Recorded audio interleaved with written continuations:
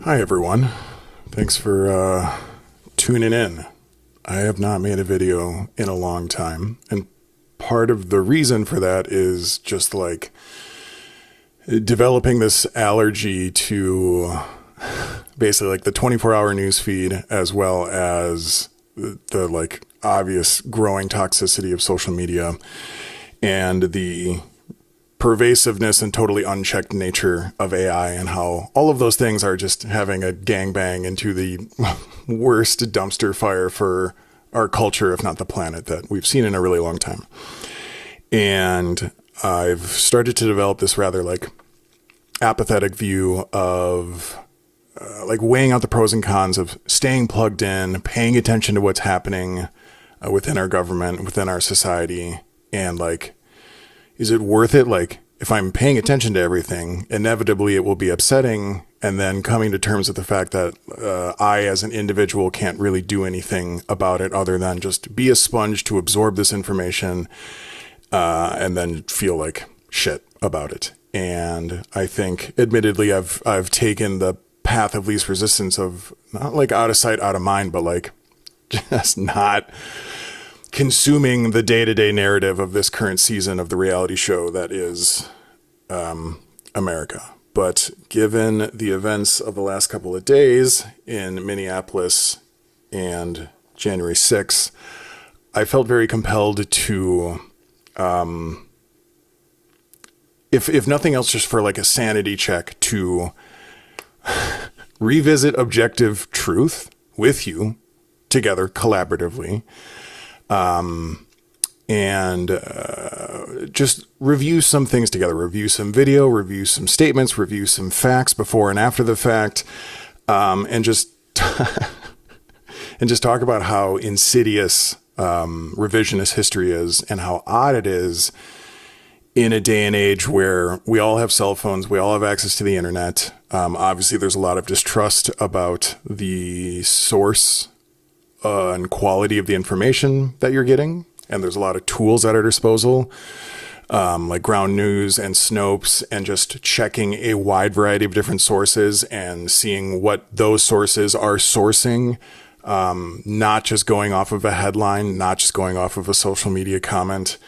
And it's really interesting to see how effective revisionist history can be when it is disseminated through the highest offices that we have, and then just repeated over and over and over again. And, an awful thing happened in Minneapolis yesterday, where in broad daylight, in front of news cameras and people with cell phones, broad daylight, a woman was shot 3 times and killed as she was driving away from an ICE protest. I don't think I need to further explain it. You've probably seen it, but I think the seen it part is what's important, right? Like, you can right now stop watching this and go see 4 very clear angles in broad daylight of what happened over the course of this 30-second exchange that led to this woman catching 3 bullets and dying.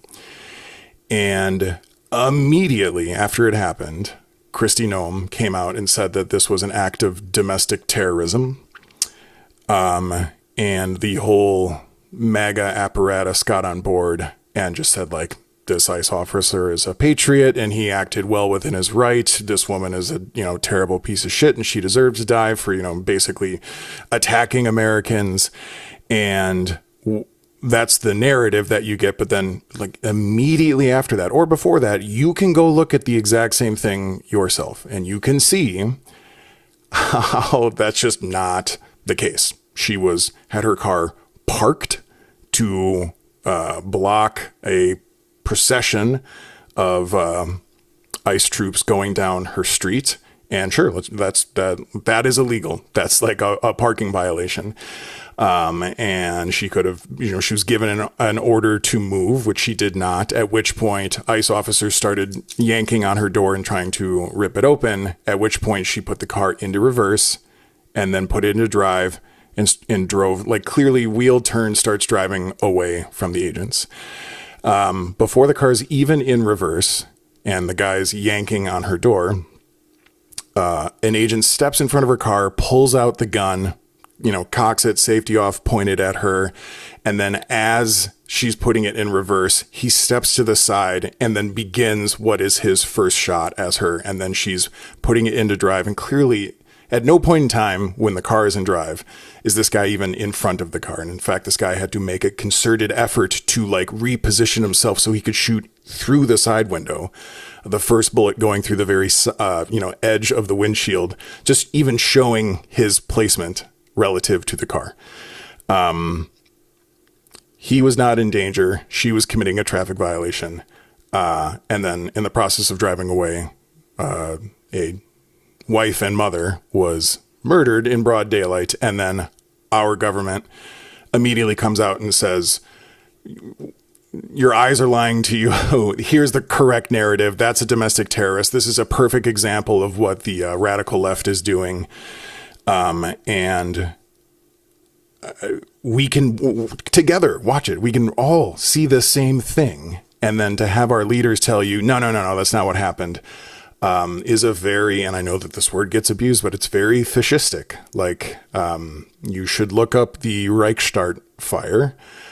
Reichstag. It is basically an event that has a lot of evidence pointing to Hitler and his team burned down their own Senate building, essentially, and then blamed it on the Communist Party, and then used that event to enact martial law and basically revoke all civil liberties. And you know where the rest goes from there. And things like this that are happening, I have a clear historical precedent of immediately reframe what actually happened through revisionist history, through repetition, through force, under the guile and visor of patriotism, and then use that to have a fascistic centralization of power and a reduction of the rights of civilians, again, in the interest of protecting the citizens and their safety and freedom and democracy in our way of life. And when in reality, it is just something that is being terribly abused to get away with whatever you want. And what we've seen over the last year is obviously a complete lack of checks and balances against Trump and his administration. And it's sad. It's very disappointing and heartbreaking on all fronts, but specifically with what happened yesterday and the immediate attempt to do revisionist history really sparked something in my head from 2 days before that, on January 6th, that the White House published a website that was clearly shit out by AI that is totally dedicated to revisionist history about January 6th. And it's this right here, whitehouse.gov/J6. And it is this entire dramatic, it's a shaking image and presentation of all the evil people that allowed January 6th to happen. And what I just want to encourage you to do, if you're a fan of Trump, I'm not here to shit on you. What I would like to encourage us all to do is use the tools at our disposal to remember objective truth and objective reality, which we can all watch. We watched in real time. Now, through a variety of different legal mechanisms, we have access, the public, have access to thousands of hours of video from hundreds of angles and sources to see how January 6th played out. And there is this ridiculous effort to do revisionist history for, you could say, gullible people, people who aren't informed, people who have a sense of patriotic, love, nationalism, duty, that when your president tells you this is what happened and these who are the bad guys are, you're inclined to believe it. And I'm not telling you to, hey, don't believe it because Trump is a piece of shit. I want you to not believe it because you and I can right now watch the same thing, and we should be able to walk away with the same conclusion of what objective reality and objective truth is. So I want to kind of reverse engineer this and just kind of start with this website and show really what the main takeaway is from the website that this was published on January 6th as a reminder of what actually happened in history, and obviously a primer for what you as Americans should be doing on January 6th and moving forward accordingly. Excuse me as I apply some chapstick here. I think the main call out from this website is this part right here, which says, the Democrats masterfully reversed reality after January 6th, branding peaceful patriotic protesters as insurrectionists and framing the event as a violent coup attempt orchestrated by Trump despite no evidence of armed rebellion or intent to overthrow the government. These are really key words for the rest of what we're going to be reviewing. In truth, it was, and this is all in bold, Democrats who staged the real insurrection by certifying a fraud-ridden election, ignoring widespread irregularities, and weaponizing federal agencies to hunt down dissenters, all while Pelosi's own security lapses invited the chaos they later exploited to seize and consolidate power. This gaslighting narrative allowed them to persecute innocent Americans, silence opposition, and distract from their own role in undermining democracy. The amount of gaslighting that is within this own statement and the projection of like, this is what we're doing what we're accusing Democrats of doing is the exact thing that we're doing with this website and with this attempt at revisionist history is maddening. But let's just say it like wasn't on your radar, or you weren't politically inclined, or you didn't have a TV or something like that. And this is the official information from your president and your White House. He is all of our president, regardless if you voted for him or not, just the way that the Democratic Republic works.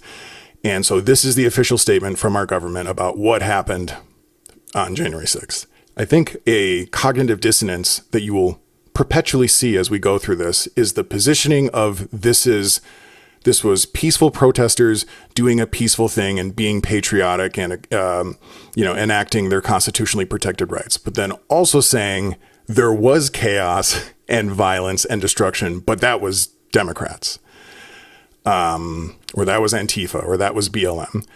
And you're going to see that the patriots that were involved, which also included, Democrats and undercover FBI agents, but they were peaceful, and how they were able to separate those two, we'll never know, because all approximately 1,600, I believe it was 1,574 people who received charges for their involvement in the January 6th riot were blanket pardoned. And the White House themselves said that we just treated this as a blanket pardon. We did not review the individual charges, let alone guilty convictions that were given for each individual member involved in this. There were still plenty of people that were awaiting trial but had been arrested and had charges against them, and just it is their constitutionally protected right to have a court case and then innocent until proven guilty. But there was also an enormous amount of people who had already gone through our entire justice program, including with Trump appointed judges, and were serving prison sentences. And then all of those, again, peaceful patriotic protesters were pardoned at once. So let's just start with that and talk about a little bit about who these people are who were pardoned. I'm going to say the names of the websites that I'm on as I'm looking through this, so you can go look at it yourself, or you can look up alternate information if you want. But again, I just want to make sure that we're all looking at the same thing, and this isn't just like talking out of your ass, or this is how I remember history, or this is emotional truth, that kind of stuff. I think it's important to look at, here's a great example of why this blanket pardon was an absolute nightmare. Here is 33 insurrectionists who have faced subsequent charges since being pardoned from their involvement in the riot. And they're not traffic tickets, all right? John Andrees, assault of multiple people, including a police officer in 2022 and violating a peace order in 25. Brent Holdridge, burglary, grand theft, and possession of stolen property. Zachary Alam, breaking and entering. Christopher Moynihan, felony charge of making a terroristic threat. Joshua Haynes, malicious bodily injury, strangling, assault on a family member, and destruction of property. Alan Ongi, assault. Andrew Take, soliciting a minor. David Daniel, possession of child pornography and sexual exploitation of a minor. This is going to go on for a while. Theodore Middendorf, sexual assault of a child. Kyle Colton, receipt of child pornography Keen Lazo, aggravated sexual battery of a child under 13. These are the patriots, the peaceful, patriotic protesters who showed up just to protect democracy, under the veil of patriotism and being Team MAGA, that were part of this blanket pardon because they did nothing wrong, and the Democrats weaponized the justice system. Let's keep going. Emily Hernandez, DUI causing death of another. Shane Woods, aggravated DUI. Miles Adkins, DUI. Dominic Box, DUI. Brian Batassi, contempt of an anti-stalking order. Jared Hawks, battery and resisting an officer. Daryl Johnson, invasion of privacy. Leah Liu, conspiracy to defraud the U.S. Department of Health and Human Services and conspiracy to commit forgery. Nuryana Rayner, drug possession. Dylan Harrington, first-degree rape. Joseph Patucci, rape and sexual assault. Joshua Atwood, armed robbery and malicious assault. Edward Kelly, conspirator to murder law enforcement officers. Taylor Taranto. And these aren't accusations. These are things that these people have already been arrested for and are back in jail or awaiting trial.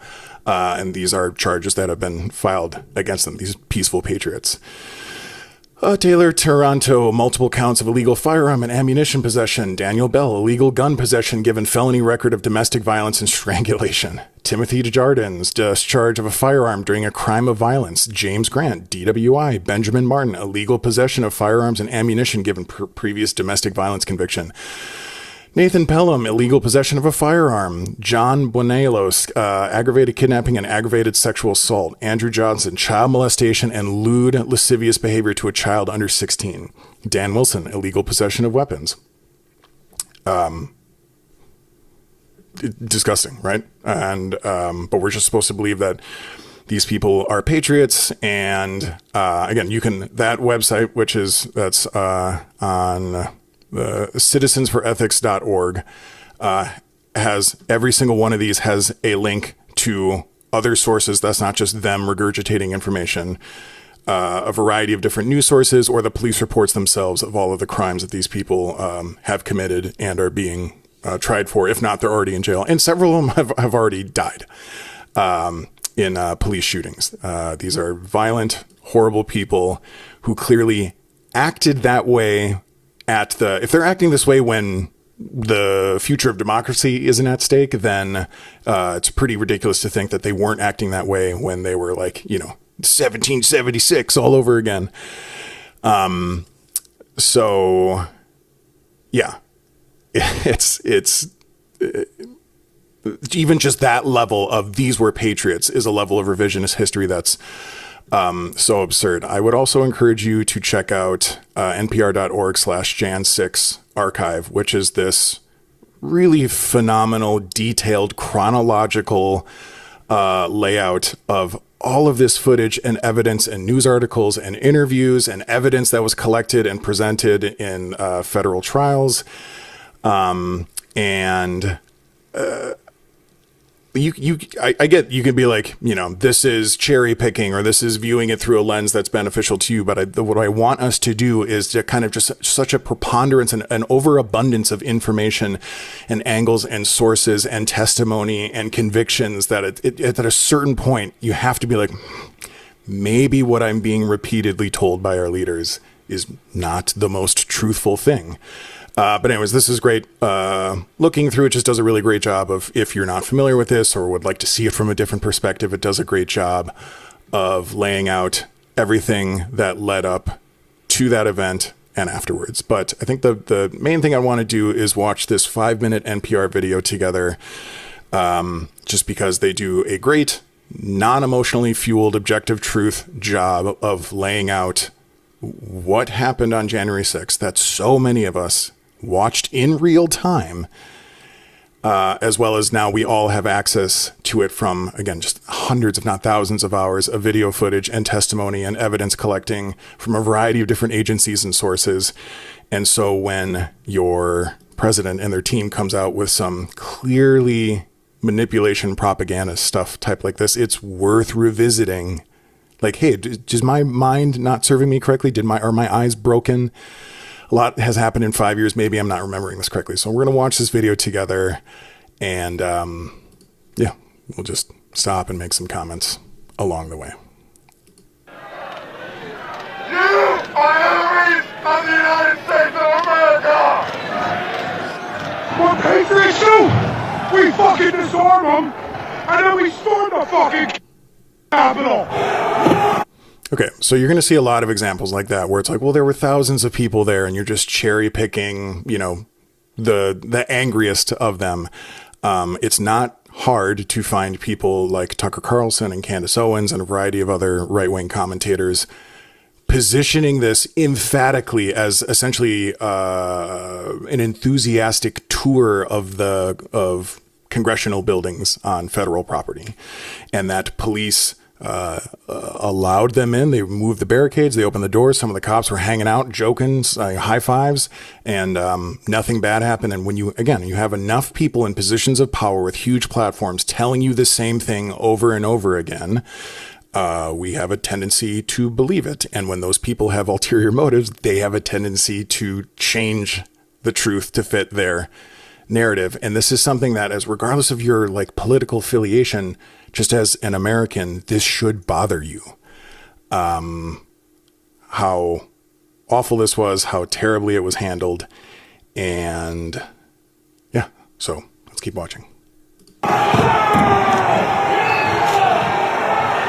The January 6th attack on the U.S. Capitol was 5 years ago, and there are still some myths about the riot that will not go away.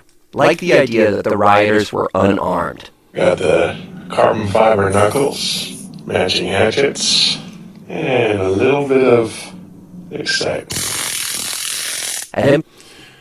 There are so many examples of this kind of like gleeful glorification of, I mean, it's just part of our gun culture in this country. And again, that is a constitutionally protected right for you to bear arms.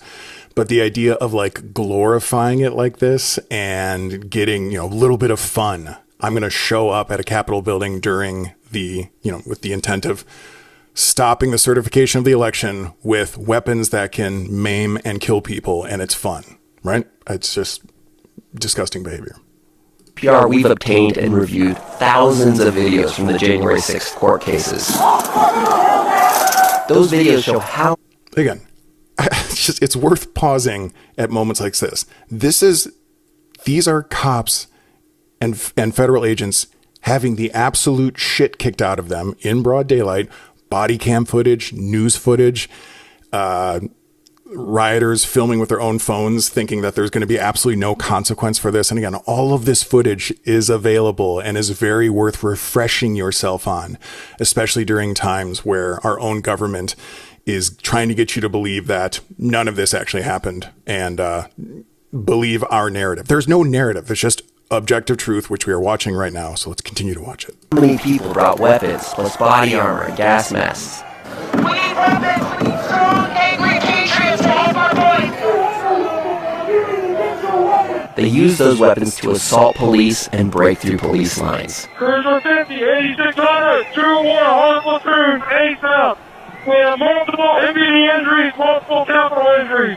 The weapons included things like clubs, poles,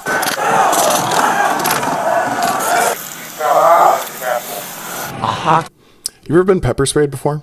You ever been around something that like tear gas, anything like that? I went to the University of Wisconsin-Madison, and they were notorious for having these Halloween night celebrations on State Street that always escalated into fucking chaos and like throwing garbage cans through windows and stuff like that. And the last year that I was there, from the beginning of Halloween night, there was just cops in full riot gear all along the street, cops and horses ready to go. And they let it go as far as it could go. And when that first garbage can went through a window, they just unleashed hell in the form of tear gas and pepper spray into the crowd. And while I was not participating in any of the like insanity, I was just there as a college student having fun with my friends. And yeah, that gas is horrific. So positioning any of this kind of stuff as not weapons and not being there is, again, objectively false. He said, a pair of metal crutches.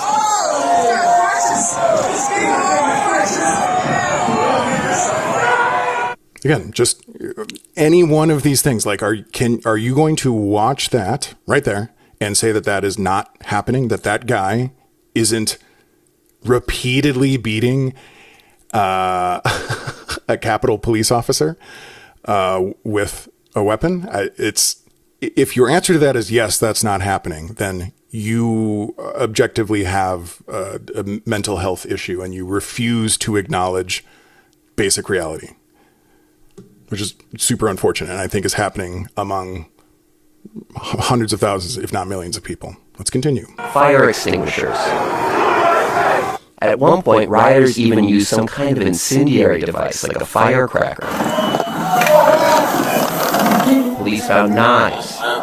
You ever had a fucking even blackjack, let alone M80, explode near you, let alone on you? Again, that's one of just many, many, many examples. Ashley Babbitt, the rioter who was shot and killed by police trying to breach a barricaded door, also had a knife.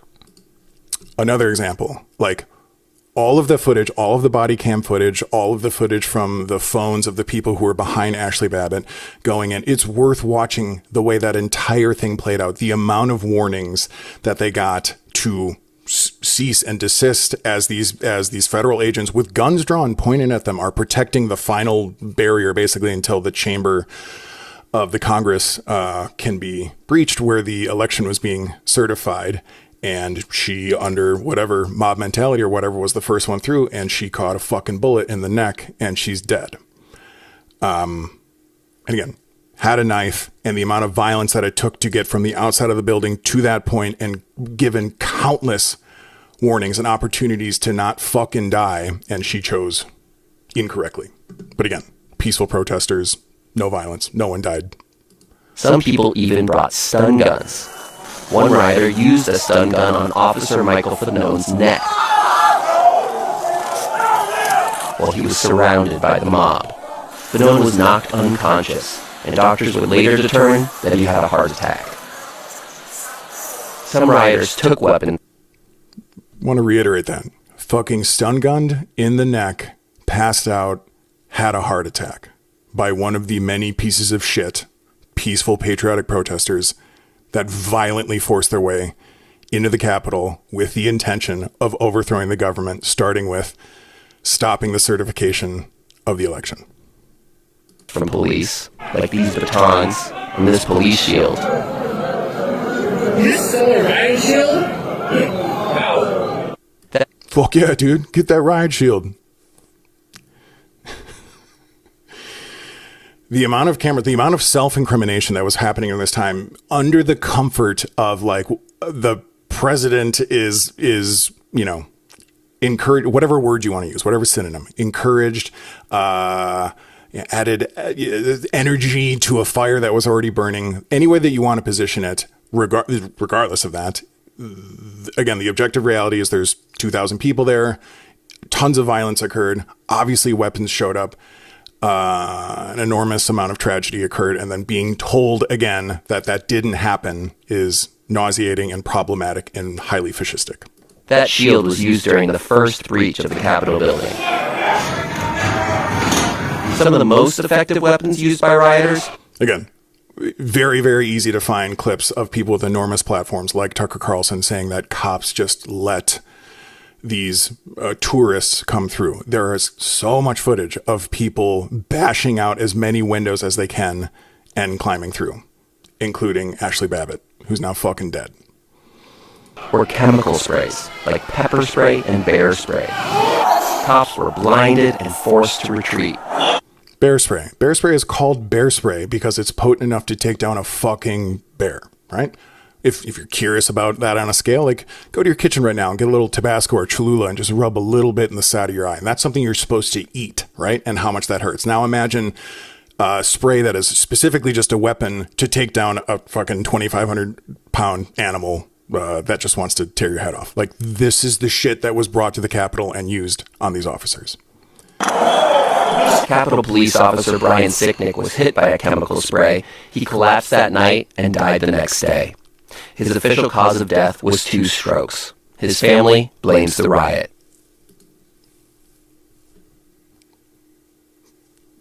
They killed cops. They killed cops protecting our federal institutions that were specifically there for the peaceful transition of power to do what has happened in every previous election leading up to that. And the way that these peaceful patriotic protesters responded was with deadly force. Now, there are people, like President Donald Trump, who claim that the January 6th rioters did not have guns. There were no guns down there. We didn't have guns. The others had guns. The others had guns. It's that kind of thing. It's a combination of knowing misinformation, revisionist history, and then being, anytime there is some sort of like conflict of like, okay, well, we actually have video of this person with a gun, which you're about to see. You can just be like, well, those are the others. It's the boogeyman. It's Antifa. It's BLM. And again, if that was true, those people were included in the almost 1,600 people that were arrested and charged for crimes, which means those people were also released in the blanket pardon. It is just not true. Before January 6th, defendants posted online and talked with each other about bringing guns to Washington, D.C. Get with your local militia, get your large group together, and start moving to D.C. Cool. Nice Trump 2020 hat. And again, there was Proud Boys, Oath Keepers. Like, there is so much available information about leading up to that, just like on that NPR website that I showed you. And again, you can get that information from a variety of other sources that you're comfortable with to just see what objective reality is and not to believe the propaganda that is being shoved down your throat. Armed. Some defendants kept rifles back in their hotel rooms. Guy Reffitt brought an AR-15 style rifle to his hotel and a handgun to Capitol grounds and bragged about it. When they start shooting. Okay. Hell, rain or fire comes back, because every one of my guys are here. I can assure you they came in hot. In case you're not aware, came in hot means they have guns on them. And remember the amount of charges for these subsequent charges from the people that were pardoned, how many of those involve guns.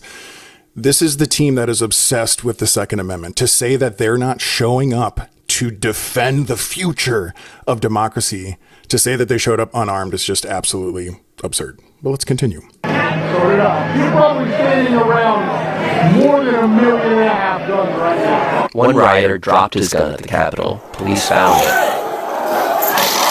Another cop found ammunition. Found a magazine for Mauser. Federal prosecutors alleged that one man fired his gun into the air from scaffolding near the Capitol. He pleaded.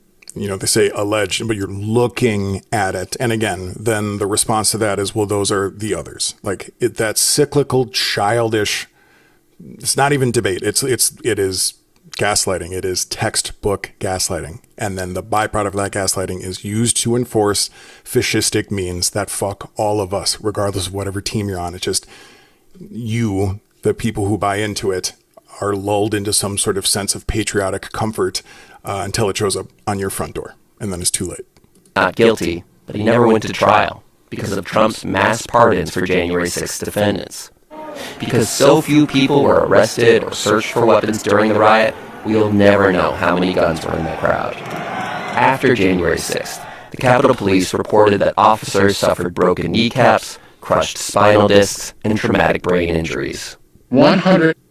How many peaceful protests or tours of the Capitol have you seen that have involved broken kneecaps and crushed spinal cords and traumatic brain injuries and strokes and cops dying in front of you while you and your buddies are high-fiving and shooting guns into the air and waving American flags and Trump flags? Like, just as objective truth.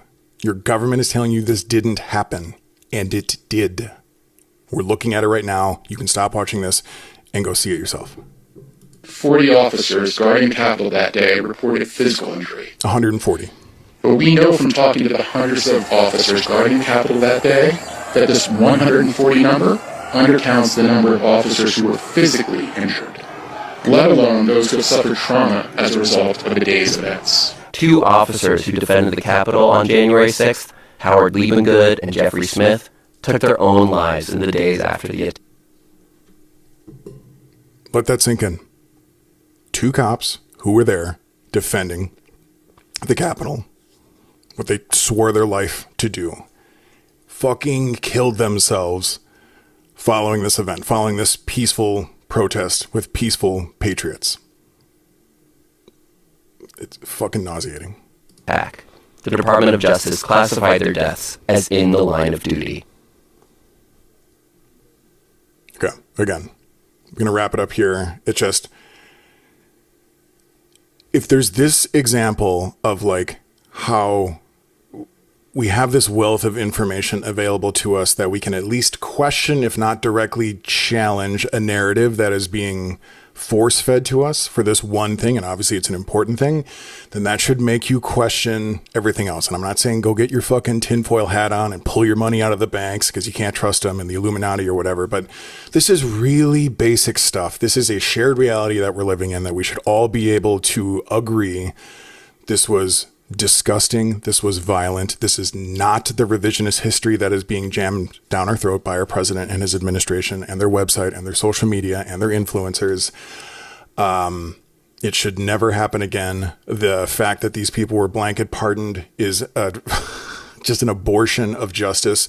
The amount of horrific crimes, rape, child pornography, sexual assault on children, murder, strangulation, vehicular manslaughter that has happened because of those people being released back onto the side of society is a fucking disgrace.